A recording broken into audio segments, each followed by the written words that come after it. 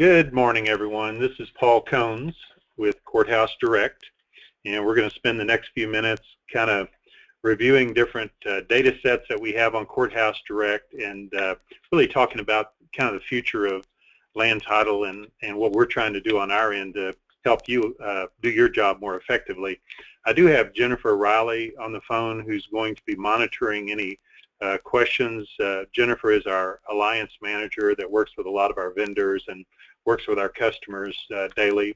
And so you'll notice, if you don't mind, we have a chat button on the dashboard that you have there. You also have a question and answer button. So if you'll find those buttons, and we'll try to answer those questions as we go along. So hopefully everybody's ready to go, and so we'll just get started. I do want to kind of let y'all know the different services we provide here at Courthouse Direct in case you're wondering about different things. So under courthousedirect.com, we do provide these Grantor Grantee indexes online that are free Grantor Grantee indexes. We want to make it easy to search the different counties, and if you go in there and find a document you need, then we're more than happy to sell you the document. So the other thing that we do is provide these real property document images nationwide. We also have a lot of historical Grantor Grantee indexes. We have scanning crews that are going into courthouses and scanning all the documents in the courthouse, including the handwritten Grantor Grantee indexes. And as part of that effort, we're also scanning the plats and maps that are recorded at the courthouse. Also, part of Courthouse Direct, we do have a GIS platform. We're still kind of getting that going, and we're real excited about what we're doing with GIS. And then we also provide title plans for non-insurance purposes. So we have a lot of our customers that are very serious researchers, but they're not doing title insurance. So we do have title plans that we provide to them for that purpose. We also have a nationwide property reports, property history reports, and then mainly in Texas, we do some manual title research and title retrieval. And then we also build title plans for title insurance companies, and then Integrity Title Records is our title plant building company. And then we are a licensed title agency in the state of Texas, and we do that work through Integrity Title Company. And mainly what we do under Integrity Title Company is we do research for other licensed title agencies in counties where they're not licensed. And we do have a pretty diverse clientele, and as I'm talking to the people today, I know that there's some people that are lenders or surveyors, and maybe their needs might be different from a title agency. So I want to keep the discussion somewhat broad, but again, these are the different types of clientele that we work with kind of on a daily basis through Courthouse Direct.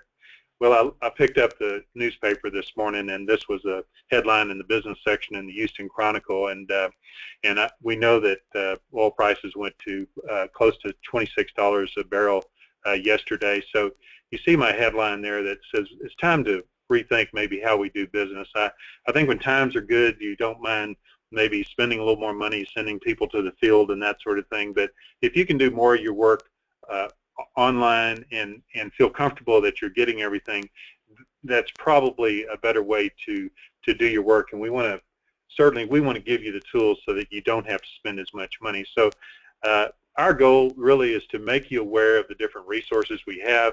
That is the Grantor Grantee indexes, the different images and plats that we have. Talk a little bit about these title plant counties and what we have in store for additional counties in that regard. We also have some other tools on the website that some people are just not aware of or maybe not taking advantage of, and one is the involuntary lien search, or what we call the adverse lien search. Also, if you're an oil and gas landman, you need to do a lease check in counties, and we have a tool on our website which is a kind of a very fast lease check. Then we have also for oil and gas folks a Lease Alert tool, which I'll show you that in a little bit, but we're real excited about that. Essentially, when there's new oil and gas leases that are filed in the county, you'll get an email saying these were the leases that were filed last week or 2 weeks ago, and I think the landmen are finding that a good resource to be able to know where the activity is going on in the state of Texas. Again, we do provide document images nationwide, and then these historical plats and maps, and then the historical Grantor Grantee. So you know, the way we used to do research, right, is we'd go into the courthouse and we'd pull the books, and then we'd go back and we would type up our report. We'd fax or, you know, send that to the client, email it to the client or whatever. And so technology's changed, right? And back in 1992, we actually built a Grantor Grantee Index on microfiche, and this is a picture of those microfiche cards that we built. And it was a very effective, efficient system back in 1992. But as time progressed and technology got better, we were able to take that same data that was on microfiche and put that on CD-ROMs and make that available to our clients, which were a lot of, you know, engineers, surveyors, other abstractors, title companies, and so on. And but we were able to take that same data and put it online. The Grantor Grantee Indexes, and kind of our feather in our cap is we were actually the first company in the nation to put a Grantor Grantee Index on the internet, tying the images back to the Grantor Grantee, and that was back in 1997, which was 19 years ago. And since that time, we started building title plants for title insurance purposes. So essentially, back in 2002, we started developing this title plant facility, or this database, and then in 2003, we licensed our first title agent using our system. So and so now we're in over 50 counties in Texas where we have title plants. I think this map actually represents about 43 counties, but we've added some since then. But so essentially, you know, what we're doing is building these databases for title insurance companies to do their work, but we also make the same data available for our clients that need access to a title plant for non-insurance purposes too. And so for the title insurance title plants, we are underwritten by all the underwriters out there, essentially, you know, underwrite our title plants. And so this is the homepage for courthousedirect.com, and as some of the things I'll be talking about today are probably going to be redundant to a lot of the folks on the line, but kind of bear with us as we go through some of this. That if you're there are a lot of new customers that are online with us, so we want to kind of pay deference to them too. So if you notice under nationwide, we primarily provide document images nationwide, and then we also have some tax reports and deed and mortgage report. And then in Texas, where is our home base, we have a lot more in-depth information. So we have the Grantor Grantee Indexes, we have these historical records, and we have, again, the geographic database, and then these other tools that I mentioned, the Adverse Lien Search, the Lease Alert, the Lease Check tool. And so this is just an example. If I pull a deed in Wise County, and I knew that the volume and page was book number 1107 and the page number was 712, I simply enter the number in there and then hit go or download, and then it pulls the document back, and I click on View Image, and that quickly I'm able to view the image. And then the other thing that we're doing, again, is accumulating data from these counties. And again, the first thing we want to do when we go into a county is scan the handwritten, and in this case, the type Grantor Grantee Indexes in Tarrant County. And we also are making copies of all the older books. So for instance, if I'm looking at the record that I have in front of me, I know that this document was filed in 1876, and I can just pull that actual document up and through our historical document area. And the beautiful thing about this is a lot of this, actually, to view the Grantor Grantee Index and to view the document images, is free in our historical document area. And this is just an example of what the Lease Alert looks like. And if I wanted to click on, let's say, Cherokee County, then it would bring back certain results to show me these were the oil and gas leases that were filed, mineral deeds, anything that's an oil and gas related document, it would pull back. And then if I clicked on the View Image button on the left-hand side, then it would allow me to actually view the actual image that's tied to that. And again, this is a free service on our site, and mainly it's a free service because we want people to dig a little bit deeper and perhaps start searching for or perform lease checks in the county. So in this case, we're in Anderson County. We know that the survey that we're working in is the Heron survey. We could also search by the party name, but when I do this lease check and do the search, then it'll pull back anything that's got Heron in the name. So in this case, if I would have put in William Heron, it probably wouldn't have picked up that WM or the abbreviation there. So I could have put in, so I put in Heron, and it pulled back everything that it found in the Heron survey. So in this case, it's 158 records, and we can see that the data runs up through a certain date. And then we also have a tool on our website that is our involuntary lien search, or what we also call our adverse lien search. And this is specific to those types of documents like internal revenue liens, abstracts of judgment, state tax liens, and so on. And so typically when you're searching those kind of records, you want to look for that under the party name, not so much under the legal description of the property. So if I did a search in Wise County and I was looking for, let's say, the name Archer, then it's pulling back anything that is an involuntary lien for Archer, and that could be several different types of documents there. So kind of the beauty of the adverse lien search is that it filters out all of the other documents that you really don't want to look at, like deeds and mortgages and assignments and that sort of thing, and it strictly pulls back that information that you are looking for to know that there's a mechanics lien. And this is just such a powerful tool, because anybody you do business with, whether you're going to form a partnership with someone, or you're going to put a roof on your house or put in a swimming pool, if you know that the people you're doing business with has involuntary liens or owes the IRS, you really want to think twice about whether or not that's somebody you want to hand money to, because if they're not paying the IRS, they're probably not going to pay you. So that's just something you definitely want to keep in mind. So, and then if I wanted to view any of these documents, and certainly I just add these to my cart, and I'm viewing the document pretty quickly. Now, just to tell you kind of our philosophy here at our company, I like to tell our staff anyway that there's 3 expectations that we need to meet for our clients, and those are quality, price, and delivery. So the quality of the data we provide is very important to us, and we need to hear from our customers if we're not doing things as well as we could.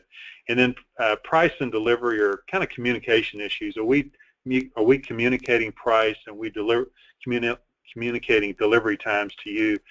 And if we're doing those things effectively, then hopefully we'll win your business.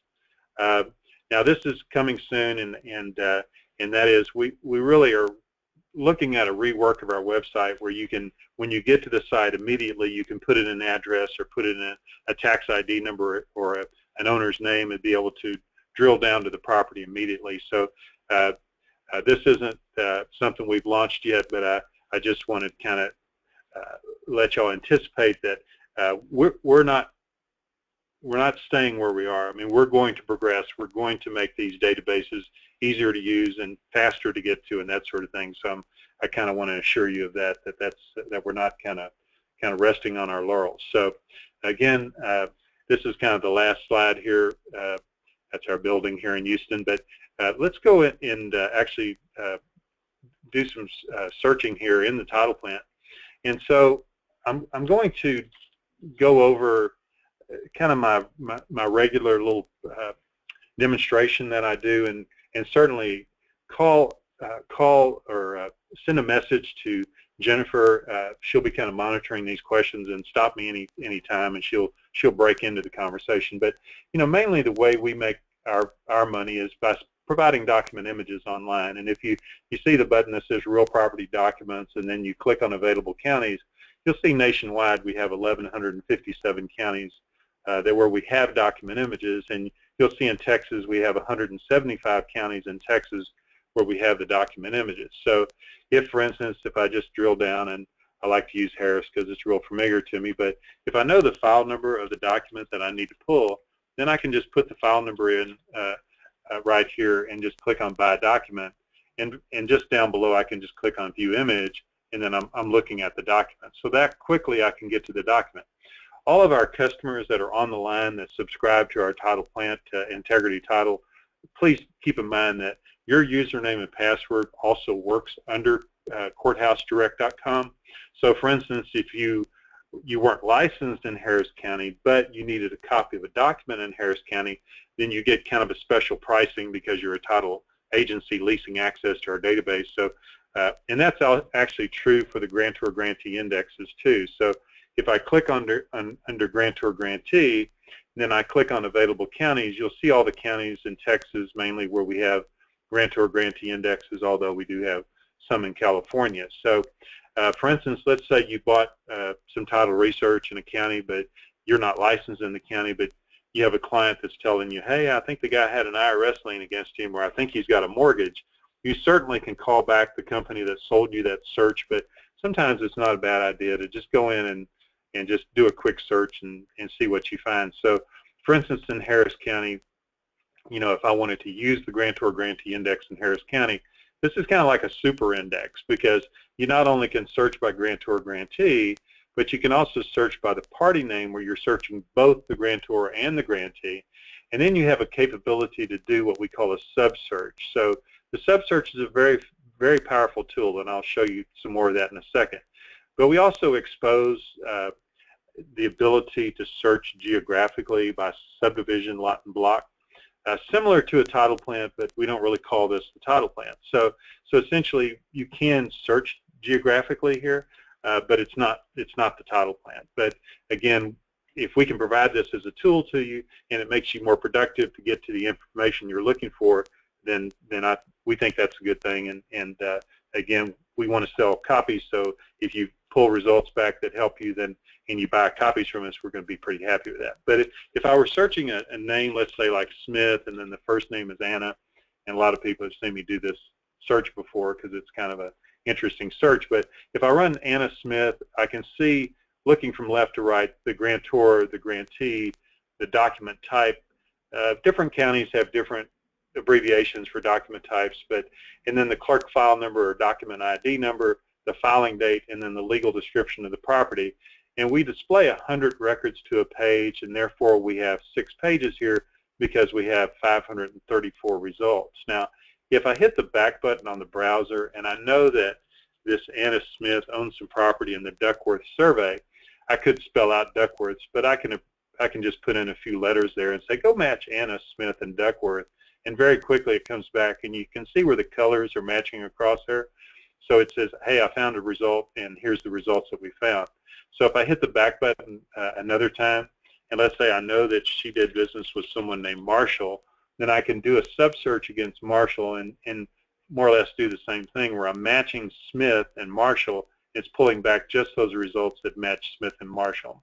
And then if I want to pull up that particular document, then I just click on the box and then click View Image, and I'm able to view the document pretty quickly. Now, this is kind of a funny document, and I've shown this to a lot of people, but this is Anna Nicole Smith, also known as Vicki Lynn Marshall, and they went on a little shopping spree to New York, and he bought her a $455,000 diamond ring and a $493,000 necklace, spent $2 million that day, and put 1.6 on the American Express card. And it's kind of a funny document in some ways, but it actually is it's a good tool for me to show how you can take a common name like Smith and then match that against Marshall or Duckworth and very quickly be able to get to that information that you're looking for. If I click on New Search at the top and I want to do another search, and I know that the acreage I was looking for in Harris County was 10.25 acres, you notice I can just put in 10.25. So go find all the 10.25s pretty quickly. It comes up with that. And then I can say, well, find all the 10.25s that let's say that are out of the Trot survey. So I can go here, and under the subdivision or survey, I can go TRTT and say go match everything with 10.25 in Trot, and you can see how it pulls back that information. So so again, this search that we have here, you know, is very powerful, and you just got to practice with it a little bit, but you can get to the information typically you're looking for pretty quickly by using that search. So let's jump over to the property reports. You know, these property reports that we have, it's a nationwide product. So for instance, if I'm looking for somebody in California and I know that the last name was Cones and that's all that I knew, but I'm trying to track this person down because I'm a landman and I heard that these people moved out to California, then essentially I can just search all of California for the name Cones and pull up whatever results might be there. If I knew the county they were located in or the city they were located in, certainly I could add that information too. So essentially it comes back pretty quickly and says, okay, these are the different cones that we have. And I'm going, well, I think, this guy is, this is the guy I'm looking for, but I could choose to buy a report. And the reports that we provide are called a property profile, which is mainly the tax information. And then we also have a tool here called the property history, and that's mainly the deeds and mortgages on the property. I'm just going to click on that just for grins to see what comes up. So I can see that, back in 2015, there was a mortgage with $153,000. Back in 2006, there was another mortgage. So typically what you're going to see here is the deeds and voluntary liens, and sometimes this is just a good start, because if I knew that I needed to pull this particular document, I could just take that 2015, put in the doc ID number, and then I'm pulling up that document pretty quickly. So again, just keep in mind that these property reports that we provide here, they are statewide, and we're let's say a title agency where this really comes in handy. Is sometimes you'll get an order through the door and they'll tell you that the property is in Collin County, for instance. Well, you're looking in the Collin County tax rolls, you're not finding it, and then you do a search and find out, well, it was actually in Denton County. So, so to be able to search across different county lines for tax records, I think is helpful, and I think it is important. So I'm going to go to the GIS now. And again, if you notice, I'm just going to the tabs across the top. So we're building this mapping system for counties all over Texas, and I'd say we're still kind of in the early stages of this, but let me kind of show you what we hope to do with this. So I'm going to click on this zoom to box button here, and I'm going to go down and pick an area that's, let's say, in Fort Bend County. So for instance, I'm going to keep zooming down here, just trying to get to a little tighter area. And I could, if I choose to, just hit the plus sign and keep zooming down. So from here, the closer I get to the image, once I get to a certain level, I can hold my mouse over the properties, and it'll pop up and show me who the taxpayers are on these properties. We also have a functionality. We have a lot of oil and gas landmen we work with, or that need to do right of entry for let's say permitting, or for seismic and that sort of thing. And we kind of built this website to be able to grab certain information. So if I wanted to select multiple parcels here, you notice I'm just going to put a box around a bunch of parcels, and you see how it highlights that because I'm going to, let's say, put a pipeline through here. Then I could, under the word reports here, I could create mailing labels for these by just clicking on mailing labels. And it says I selected 12 accounts for mailing labels, and I want to generate the mailing labels, and there's the mailing labels right there. So instead of pulling the individual tax records, I can pretty quickly just be able to generate mailing labels straight from here. So that's really helpful for like our surveyors that are doing like a replat and they need to notify everybody within 500 feet of the replat. That's a really good resource. And so the other thing that we can do is that we can search for, let's say, a subdivision. So I'm looking for a subdivision in Fort Bend County, and the subdivision I'm looking for, let's say, is Terrace subdivision. And I'm looking for Terrace Section 2, which is this volume 362, and I want to view that on the GIS. So you see where it comes up and it says, okay, this is the property on GIS. Well, I could also, if I wanted to, pull up that same subdivision for the recorded subdivision plat. So if I click, again, clicking on Terrace Section 2 and say View Plat Map, it drops the map at the bottom, and there's my plat map right there. Not the prettiest map, but again, this is what we're trying to do with our GIS is tie the tax information into the recorded subdivision plat information, which allows the surveyor or someone that's doing work out here to see it. And you can also, top right-hand corner, I can turn on the Google hybrid, so I can drill down and kind of see if I'm next to a pipeline or a water line or something like that. So, and then I can get rid of that highlight there. So what we're doing is overlaying the tax information onto the aerial maps so that you can kind of see who's next to your property and that sort of thing. So anyway, I'm gonna back out of this right here, this GIS portion of the website, and go back to the home page for Courthouse Direct. Just a couple of other things before we go further is that you do have an ability to create a favorite county here. It's under the admin, but you see these are the counties I work in mainly, so I can just create these list of favorite counties. And the way that I do that, you see at the top it says manage your favorite counties, and you can just add these and those will be on your list. Also, if I click on the My Account button and I want to look at my account activity, because let's say I saved a document and I can't remember where I saved it, then I can go in here and I can say, okay, well, you can see all the documents being pulled in our office today, but I can go down and say, okay, there's that document in Harris County that I pulled earlier. Let me see if I can just open that, and very quickly I can get to that document. So a lot of people aren't aware that we are kind of saving at least your searches for a couple weeks in here.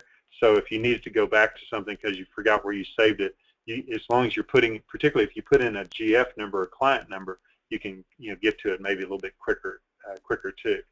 And so back to the home page for Courthouse Direct, and again, looking along the left-hand side in Texas, we do have the real property documents, which we showed you, just pulling that, and the Grantor Grantee indexes.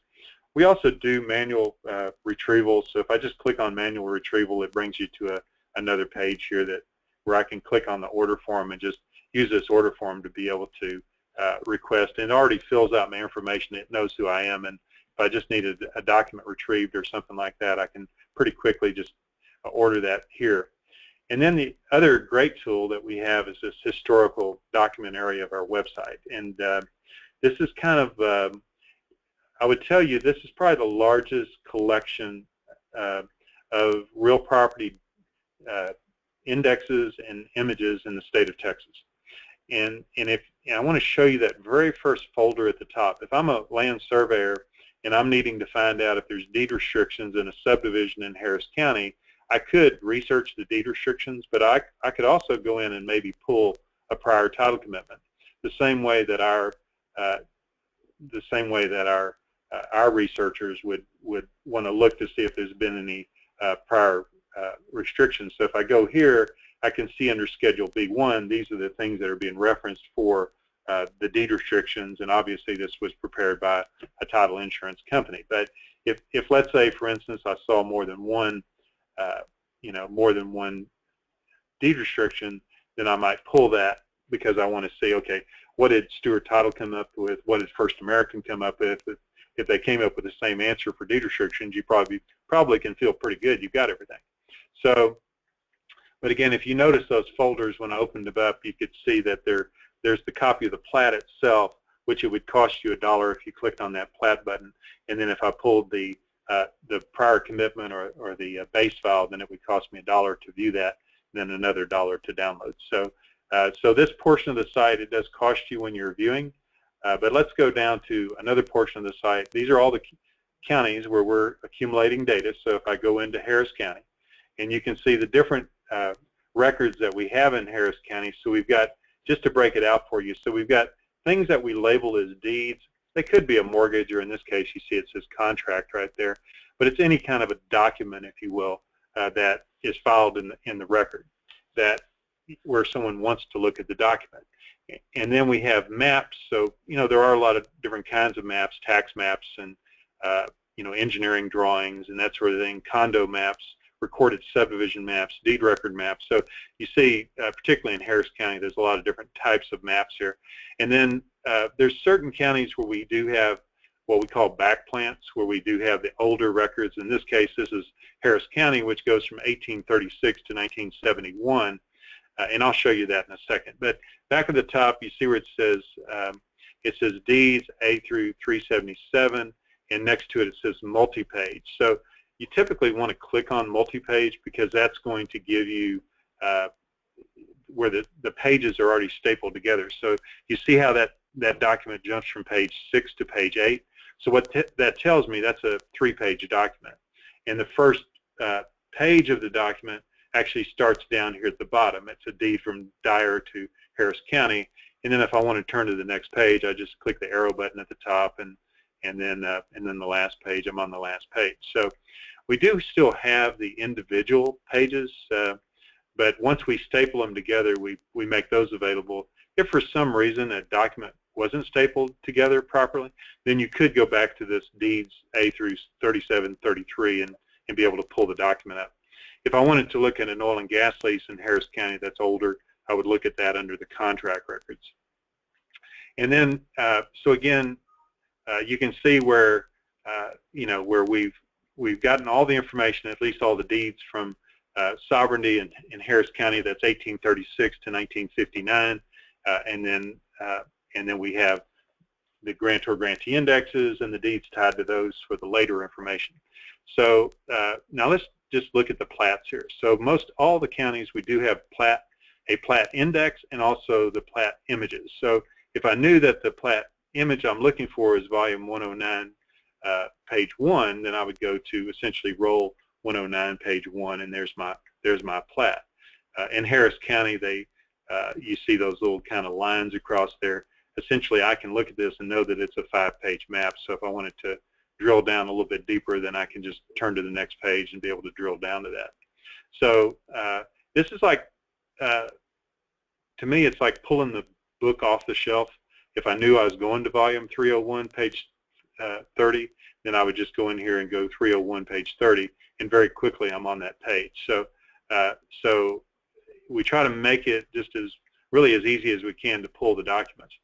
And then the other thing that we have are these back plants. So again, we don't have back plants in all the counties, but let's say, for instance, you were doing work in Harris County, you wanted to look at a survey, its abstract number, let's say, I don't like that one, that's too small, but let's say 608, I can look at abstract 608 and see that it's a 16-page abstract.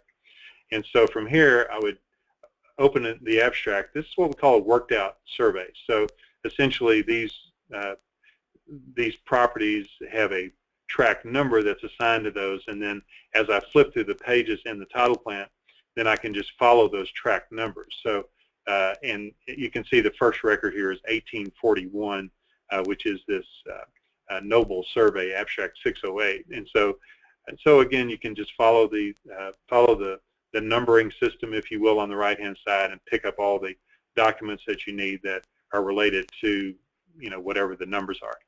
And then occasionally what you'll run across is a situation where you need to convert what we call a clerk file number to a volume and page. And if you look kind of at the bottom of our Harris County anyway, you can see that these were the county clerks and the years they served in office. So if I was looking for, let's say, for instance, I'm looking at a number here in 1909, well, I know 1909 is going to be this Jones person, and so I could convert this number to a volume and page number and be able to pull up the document that I need. So we've got a few counties where we have these conversions, and just kind of keep that in mind too. So really, truly, this I'm just going into Wise County kind of at random, but I want to go into, let's say, the Grantor Grantee Index in Wise County, and I want to run the reverse index, and I'm looking for something between 1927 and 1949. So this is people that have worked in courthouses. This is going to look very familiar to you. So essentially, what we tried to do here is not get too fancy. What we wanted to do was to make it similar to if you were just working in the county. I need to jump down a few pages here to kind of get the start. But it's like working in the courthouse. I'm pulling the book, I'm finding the volume and page reference, I'm going back to the deeds themselves, and I'm just pulling those documents. So, we like to keep it just as simple as we can, just because I think that's what the landmen and people are used to, and that's what they appreciate. If you try to get too fancy with it, then it doesn't really make sense. But for us, what's so important is just making sure that we get all of the data when we go in and scan the records. This is the same data we use for the work that we do, and we are a licensed title agency, and we don't we don't want to have any problems on our end. So so we do our very best when we go into these counties and pick up every type of record. So for instance, you can see that we have a mechanics lien record. A lot of times you'll see a judgment record and that sort of thing. And the reason we do that is because we know there's a lot of oil and gas landmen, if they're going to do a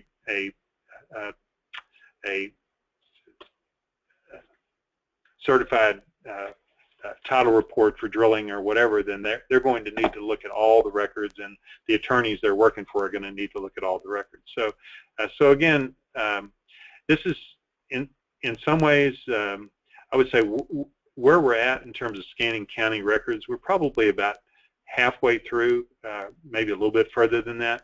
But our goal really is to go in and scan pretty much every piece of paper in every courthouse in Texas. So you don't have to think about going to the courthouse if you know that you can come in here and just go to whatever those records are in that particular county and be able to look at those. So,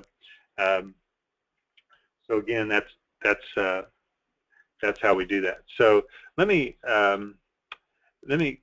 want to go back again to the home page. I want to do a quick adverse lien search because this is really powerful. If I'm looking for someone named, Raymond Hill, and I felt like maybe they weren't telling me the truth about what they did, or if they had IRS liens and that sort of thing, then I can search that, and it brings up just those things that are involuntary liens. And typically, I like to kind of start at the bottom and work my way up to see, who it is that I'm dealing with, because the later information is going to typically be on the bottom of the page.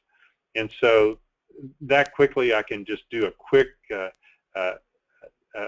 search, and you can see all the different counties where we have these involuntary lien searches, and we're going to be adding a lot more. So if I'm a banker or a credit manager or somebody like that, and I want to know about the people I'm doing business with, it's a super fast tool to be able to do that. And it's kind of a double check for the, what usually will hurt you as a searcher is if you miss that IRS lien, the abstracted judgment, state tax lien, that sort of thing. And so, so having that involuntary lien or that adverse lien is really a good tool. Now, another resource that we provide to our customers is a lease alert. And again, this is geared more toward the oil and gas folks, but to sign up on the lease alert is really easy. You just say sign up now, and then you go. It takes just a couple minutes to sign up. And then when you get a lease alert, so for instance, this was my lease alert that I received this morning. And it tells me that there was 22 oil and gas related documents filed in Anderson County.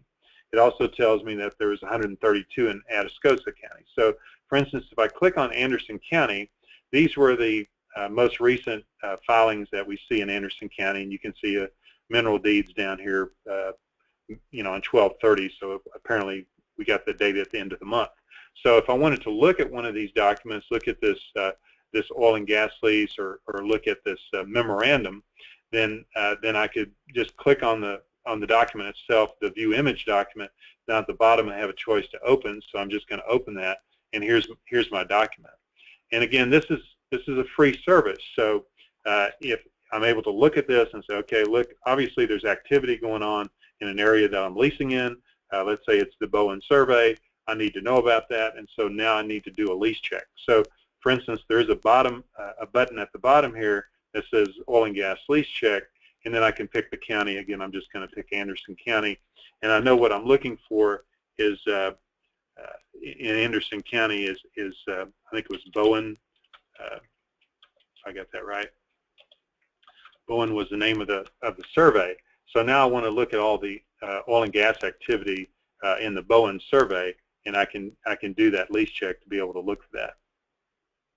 So you see how Bowen shows up. It's obviously abstract number 8. And if I was looking for, I knew I was looking for 196 acres. There's a little trick here where I can just put in a plus sign and say, go find the 196 acre that has Bowen next to it. Now, that's assuming that it's keyed to the acreage amount, but it's a nice little kind of a trick there where if I knew little bits of information, I didn't want to look at all those pages under Bowen, then I could put a plus sign and put some other bit of information in there and be able to look at that. So again, if you notice the different doc types, not just oil and gas leases, but other types of mineral deeds, royalty deeds, so on. So that's all there. So again, back to the home page. So you can see how the lease alert is kind of tied to the lease check. Traditional lease check is where you go in and you find the taxpayer's name, you build a chain of title, you look for any mineral reservations in the chain, and that can be very time consuming. So to be able to go into a county, put in a survey name, and look for any oil and gas leases is pretty darn powerful. So if you're wondering, well, what records do you have in a certain county, then we have a Texas coverage button here. You can also, when you drill down into the counties themselves, again, I keep going back to Harris County, but you can see that we're publishing, doing a better job anyway, of publishing what data we have in the county. So in this case, we say we have these historical property records that go from 1837 to 1959. That's the actual documents themselves. And so if I wanted to look at like the historical backplant, I would click on historical backplant. That would bring me back into this file right here to be able to look at that. So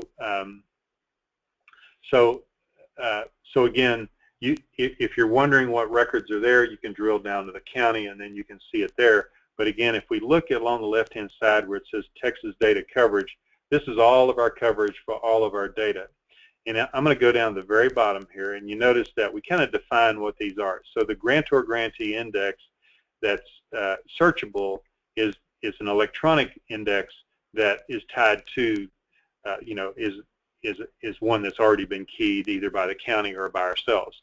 And then we have historical records, which typically are handwritten, but so again, that gives you some definition of what these different records are, and then the date range that are here. We actually are going to kind of condense this spreadsheet a little bit more at some point, but because it probably is a little bit too busy. But again, if you're wondering what records we have, that's a good resource to be able to go to. So let's go into the title plant now. And if I click on integrity title plants here, and then I'm going to go ahead and log in.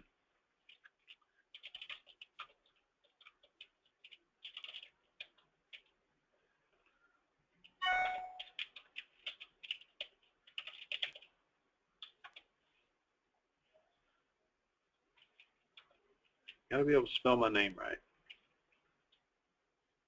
Okay, so most of y'all know, or and if you were looking at the geo index non-insurance, it looks very similar to this. But on here, we're able to again drill down to the county that we want to do the search in.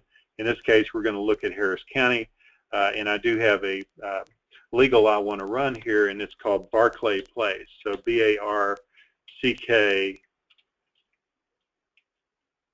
B-A-R-C-L-A-Y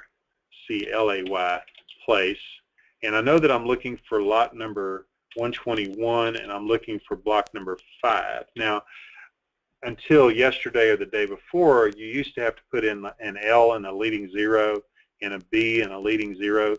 We've eliminated that now, so you just can put in the actual lot number and the block number and then do the search. So I'm looking for anything with Barclay, the same concept, that is the colors matching across, so I can look at this and say, okay, well, I've got, I look at this and see if I have a good chain of title.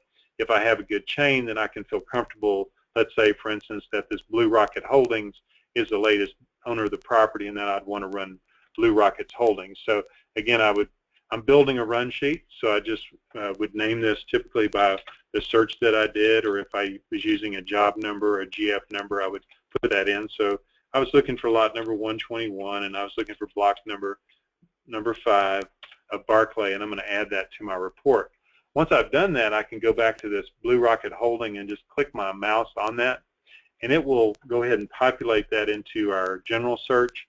And our general search is really powerful. It's in fact, let me just run this Blue Rocket, and you're going to see that it's going to come back with 9 results. Well, if I were to run the Grantor Grantee Index with Blue Rocket, so Blue Rocket, and search that, then it's going to come back. Well, that's Grantor, so I want to search it as Grantor and Grantee. You're going to notice that it's going to come back with the same number of records. That's 9 records there. So essentially, the general search is powerful in that you can use it as a Grantor Grantee instead of doing a Grantor Grantee. It doesn't really make sense to run a general search for the name and then go back and run the Grantor Grantee, because you're really just duplicating the effort. So it's kind of like running the party name, if you will, but you can put anything in this box here. So for instance, if I was looking for in Harris County a 3.25 acre tract, then I can just put in, let me put a point here, I can just put in 0.325 and then search that, and then it'll go through the database looking for anything that has 3.25. And so it found 6 pages, so that's a lot of information. But for instance, if I knew that I was looking for something that's out of, let's say, the green survey, I think I saw that here. If I hit the back button and say 3.25 and then match that against green and pull back the results, then it'll go through, find anything that has 3.25 in it and has green. And so it matched some names like Greenway and Timothy Green and that sort of thing. But again, we're casting a big net by putting in 3.25, and then we're narrowing that down to be able to find whatever it is specifically that we're looking for, either out of a survey or an owner's name or something like that. So, and I'll tell you, most of our, or a lot of our researchers, I should say, they will, they'll do this search first, just to be able to see, okay, this is how Greenview Manor, for instance, is being indexed. So I know from here I can go ahead and start searching Greenview Manor and go ahead and search it that way. So now, kind of at the top, just again, the legal search is kind of the default search where I would put in the subdivision, the lot and block number. And then we do have separate searches for easements and deed restrictions and leases. And then this plat and starter search, where I was showing you before, where we had the plats and the starters in that top folder, top left-hand folder. This essentially searches the same database. So if I was looking for, let's say, Timber Grove Forest,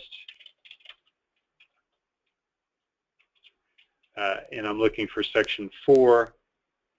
Actually, I think Timber Grove Manor is what I'm looking for. Timber Grove Manor, section 4. Then it'll go to that folder and say, these are the things that we found in Timber Grove Manor. And then if I wanted to pull these particular documents, then I can pull them. Now, I may want to, I absolutely want to keep these separated from the other part of the report that I'm building. So you notice there's a drop down here, and I'll just call this, map, and then add that to my report. So at this point, I've added some information into the report. I want to view the report. So I'm just going to click on View the Report, and you can see at the top, these were the documents that we've added to the run sheet earlier. I can click on the asterisk up here to the top left-hand corner. It will check everything below and say, go get those documents. So it's going to the image database, and it's pulling those back. Or I can click on the individual boxes here, and then I can pull those up. So if I want to view the plat here, I can just open that up, view the plat. And if I want to look at, let's say, a prior title commitment, then I can go in here and just look at that prior title commitment. Generally, I'm looking for Schedule B1 to look for any, any deed restrictions and that sort of thing. So a little trick in Harris County, if you're not aware of this, is that if you're running a property that's inside the city of Houston, and you'll know that because you're looking at the tax records, if you find a notice, and we essentially have a, if you're looking, again, on a property and you see a notice, like, for instance, I'm going to just run this AGUIA name, E-G-U-I-A, and then a plus sign notice, and say, go find anything that has a notice here, then essentially, when you see a notice, and again, it's inside the city of Houston, then typically that notice is going to be a notice of deed restrictions. So I'm just going to pick a couple of these at random and just see if I'm right about this. So I'm going to choose the drop down here, and I'm just going to label that as notice, and then add that to my report. And then I'm going to say view the report, and I'm going to go down here and pull these documents here.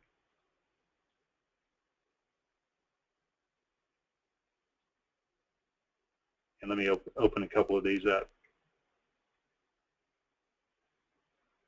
So you see, this is a deed restriction notice, and if it has fidelity on it, also known as Chicago title, they don't put anything in here.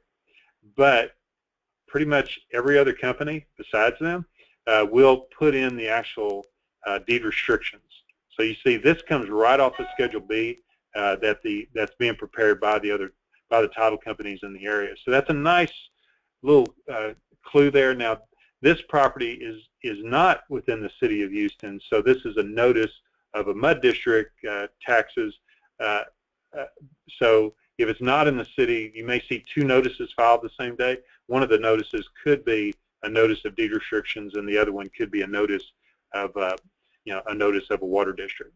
So again, that's a pretty good little trick in Harris County. I always like to tell people about that. So so again, we've kind of done our a search here for the what we call our legacy title plant, but I want to jump into the current title plant and just show you kind of a couple features here. So at the top right-hand corner, you see where it says Advanced Title Plant. When I click on that, you'll see that there's a we've had this plant out there for a while, but there's certain advantages to it. That is, you can save your searches, you can do multiple searches at one time, you can monitor the search, and you can do it does some auto naming for you, and we think the results are pretty fast too. So if I'm looking in Harris County, in this case, I'm going to look for I'm just going to call it test 2016 and submit that. So these are the what we call our multi-search. So I can put in the legal description. So if I'm looking for, let's say, Gessner Grove subdivision, and I'm looking for lot number 5, and I'm looking for block number 1, you see I'm clicking on the B and the L. E-G-U-I-A, David. E-G-U-I-A, Sylvia. Because I've looked at the tax rolls, I know that's who's on the tax rolls, and I'm running this Gessner Grove lot 5, block 1. So then I'm just hit the search button, and pretty quickly it comes up and it said 35 results here at the top.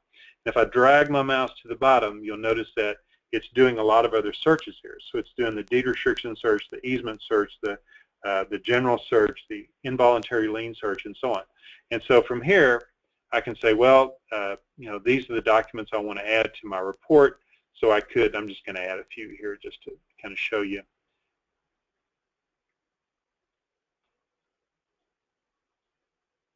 And then down here where I have the name search, I'm just going to pull up the name. And I want to keep this name search with the other information that I was already running. So I chose the drop down. I chose Gessner Grove. And then I'm going to add that to Gessner Grove. And then I've got a name here, which is this Sylvia name.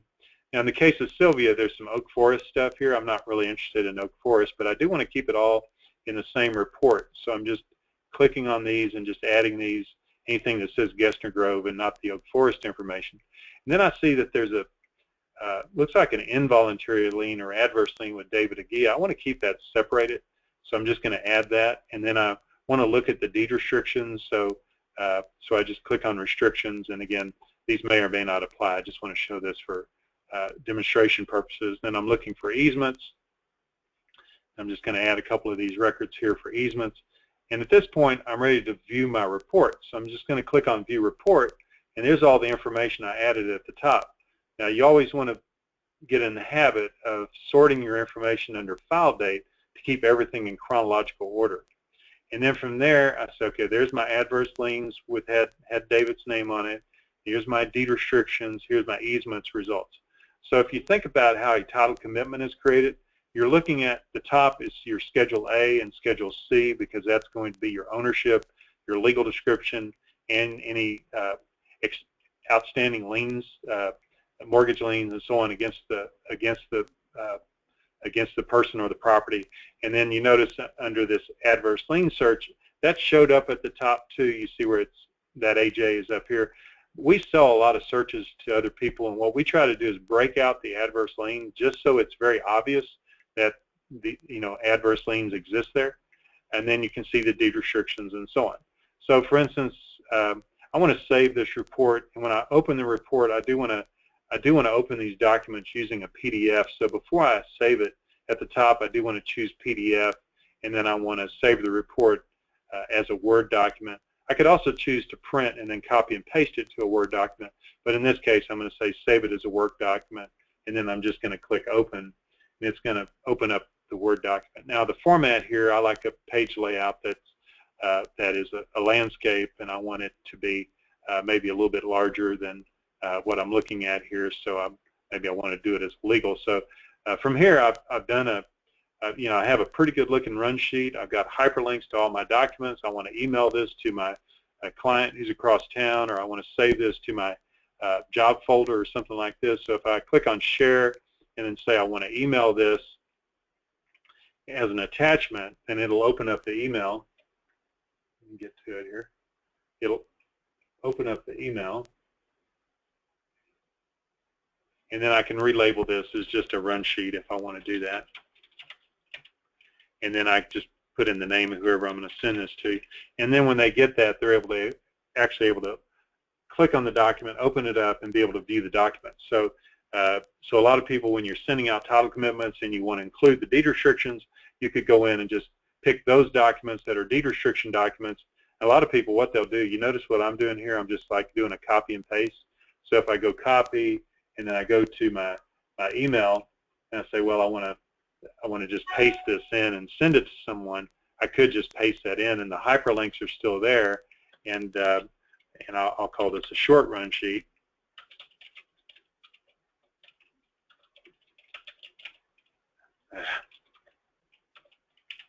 And then I just put in my name again and send that to me. And so then I've just sent that portion of the report that I want to send. So I'm not going to save this, so I'm going to go out. Now, let's say, for instance, I've finished my work and I'm ready to go on to the next file. If I click on Advanced Plant at the top, because essentially what you're doing is you're building a report that's on a separate tab, and then you can go back to the Advanced Plant. And then I say, okay, well, I'm finished doing my work, and so now I need to go build a new report. So I click on New Report, and it kind of stops me there. It says, hey, you did these searches. Do you want to monitor these searches for the next 30 days or 90 days or something? I say, yeah, I do want to monitor these. So these are the searches that I did, and I can choose. You can see at the top says Monitor Results. So I want to keep an eye on Gessner Grove, Lot 5, Block 1. I want to keep an eye on David. I want to keep an eye on Sylvia. And so I can add days here. So I'm going to click on 60 days under each of these. And you can see if there are any new documents that are filed in the courthouse between now and, let's say, April 4th, then I'll get an email that says, hey, you know, that search you did back 2 or 3 weeks ago, there's been a new document filed. Maybe it's an IRS lien, whatever it might be, and we're going to make you aware of it. So again, this gives you the ability to monitor the searches that you did. And at this point, I might say, well, I'm ready to go ahead and do a new report. So I'm just going to click on New Report. And this time, I'm going to go back and look at maybe a search that I did a few months earlier. So I'm going to click on in July, and then I'm going to click just inside this box. I'm going to see all the searches that were being done in July, you know, internally on our side. So I'm going to go ahead and submit that. And then I'm going to see, okay, these were the different searches that were done. I'm going to pull this one that was done at 8:51. And I just find the View Report button here, and I can see the run sheet that was built for this Fairfield Garden Grove. Looks like Lot 1, Block 4.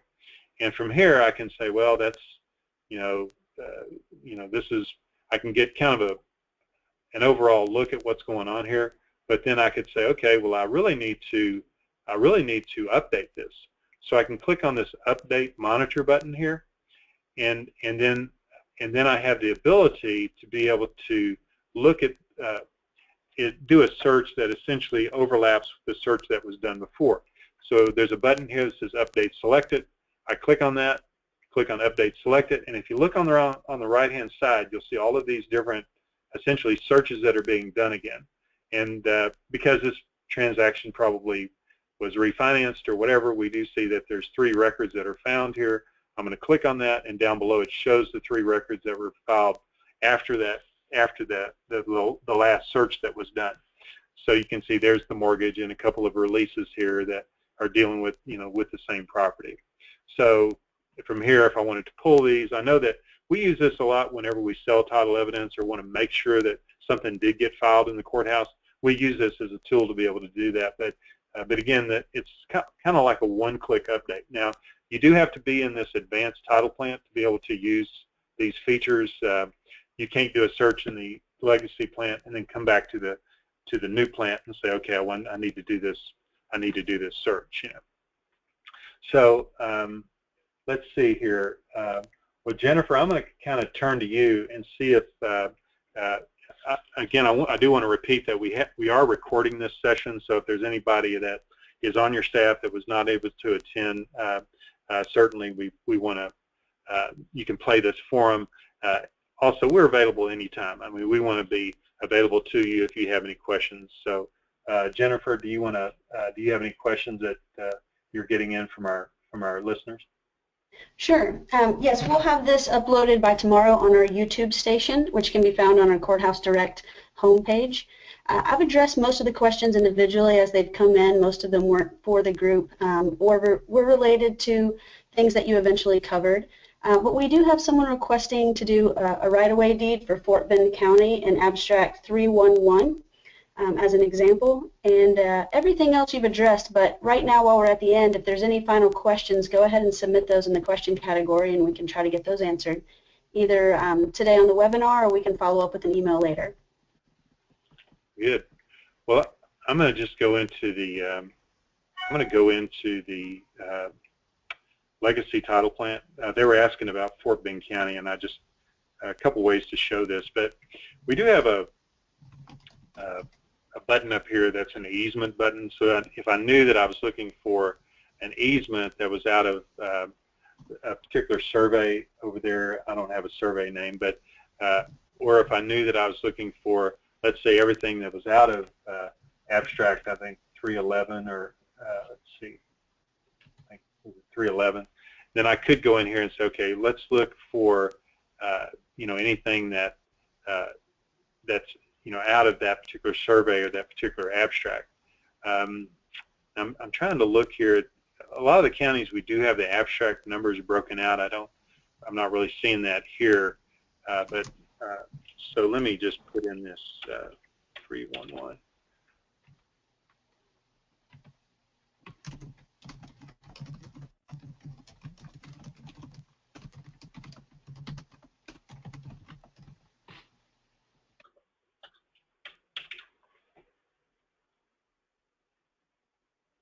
Okay, let's see here. So again, I'm a little lost here. I've got an abstract number but no survey name, so I'm not really sure how I could really kind of demonstrate that. But if I'm looking for, I'm just going to put in Walter here, and I'm looking for anything that is an easement or a right-of-way that's out of Walter. So let's see if we pull up anything here. So when we do this, it's pulling up agreements and easements. So if they did a just an easement across the land or a right-of-way, when you see right-of-way, that could also be carried as like a deed, So for instance, if we have a button at the top where I want to look at all deeds that are filed in this Walton area, I could go in here and just put in that survey name or that abstract, WALTON, and say, okay, go find anything that's a deed, out of there. Or I could put in the party's name and be able to search it that way.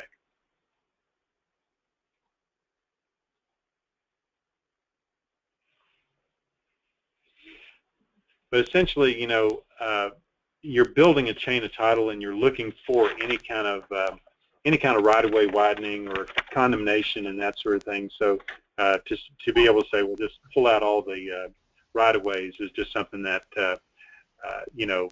you can develop that by building your chain of title. Paul, it's the Robinson survey.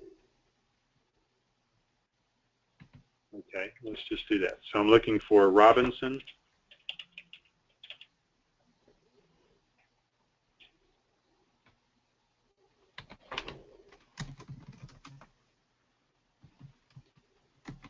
When I hear right-of-way, I'm always thinking that a right-of-way could be taken as an easement, it could be taken as a deed, could be a condemnation, so you're going to see really a lawsuit with a lis pendens and an award and a judgment. So again, I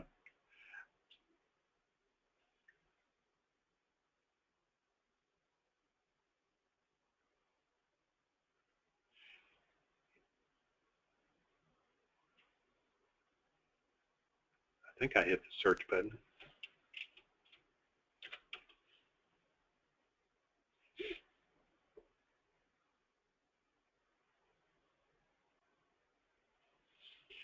Any other questions there, Jennifer? Actually, most of them are addressed individually. we do have a couple questions about coverage. So we update our coverage weekly, and that can be found on courthousedirect.com. And we've had a lot of questions about title plants outside of Texas. Currently, all of our title plants are within the state of Texas, 42 of those, but we are currently expanding. Yeah, we have, go ahead. Examples and need specific examples, we would like to offer a demo to help with any specific county searches, or if we'd like to set up a demo for your office or help with any training, please contact us. You can contact myself or Zach White by emailing at information@courthousedirect.com, or you can give us a call at our main office. All the numbers can be found on our homepage.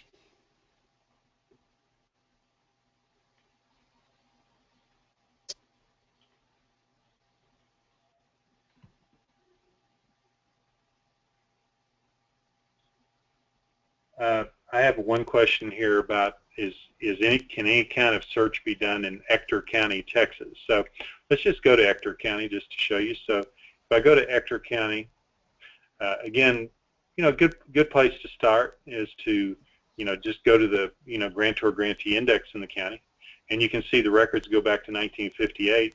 If you know the party's name, if I was looking for, James Smith, then allows me to jump into the county and kind of see how the records are laying out, So if I knew that what James Smith owned was in this certain, you can look at the headers across here, in a block and a survey, then I might go back and search the block and survey. Or let's say, for instance, in this case, I see that he owns something in lot number 20. It looks like Crescent Park, I could go back and say, okay, well, I know he owns something in lot 20, and I know his name's James Smith, so let me just do a quick search of that to see if those things match, So,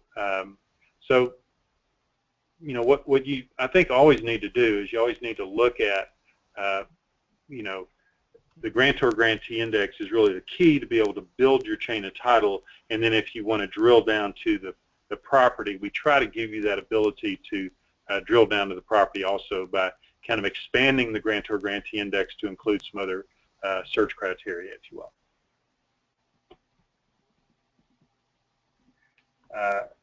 Another question I'm seeing, can I narrow by document type? Certainly, if within the title plan itself, we have essentially the filtered searches. So if I was looking only for oil and gas leases, I could go in here and look for leases. If I was looking for easements or restrictions only, then I can do that.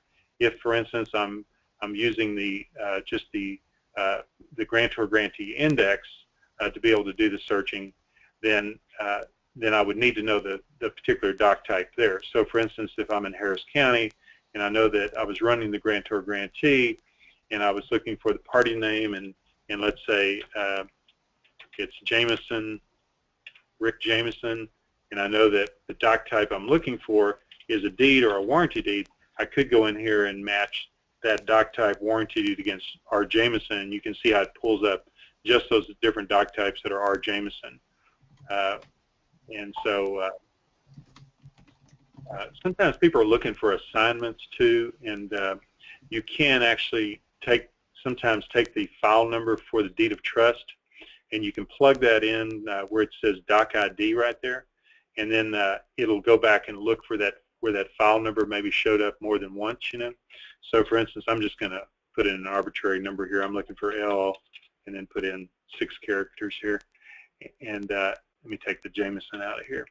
But I'm looking for that specific document, L539. It'll go find that particular document right there, and then if that was, let's say, an assignment, and then on the right-hand side it had a reference number, you could put in that reference number and go back and maybe pull up the original deed of trust. So that works for your assignments and also releases where we're showing you a separate clerk file number. So I really don't want to keep you all any longer. I wanted to kind of make this brief anyway, and we've just run just over an hour, so we are going to end it here. But I can see some more questions that are coming online right now, and I'll tell you what I'll do. I'll stay on the line for just another 10 minutes or so for people that want to stay on, and I'll try to answer some of these questions that I'm seeing that are coming up. So I see someone's asking about a property in Bastrop, and they have an address for Bastrop. So, you know, what I would do probably in Bastrop County is I'd go to the county itself, and I know I would go to the appraisal district and pull up that particular property by address. So I haven't been to, so here's a property search, I know an address, and I know that the address is 210 Outfitter. So I'm just going to put in the street number, 210, and then the street name, Outfitter, and then I'm going to search that. So when I search that, it's going to bring this particular name up, and then from here, then I can run that particular name and find that, and find the documents that are related to it. So so knowing the name is really the key, because I can just go back into Bastrop County, go to the Grantor Grantee Index, put in the name, and then be able to pull up, you know, all the information related to the name.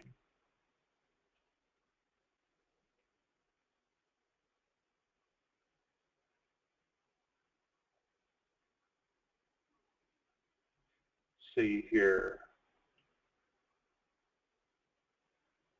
Okay.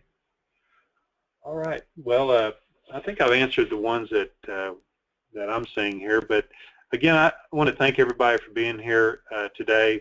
Appreciate you taking the time to listen in. Again, as Jennifer had given out those email addresses and phone numbers, so feel free to call us anytime so we can help you. I don't ever want anybody struggling on our website. We want you to kind of learn where all the resources are, and so you can be as effective as you want to be. And again, we look forward to a great 2016 with you. Thanks a lot, and y'all have a great day today.